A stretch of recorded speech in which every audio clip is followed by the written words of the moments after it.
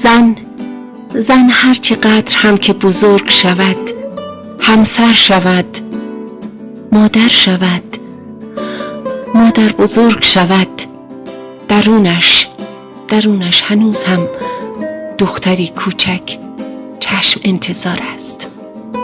انتظار می کشد برای لوس شدن، محبت دیدن، دستی می خواهد برای نوازش و چشمی برای ستایش. مهم نیست چند ساله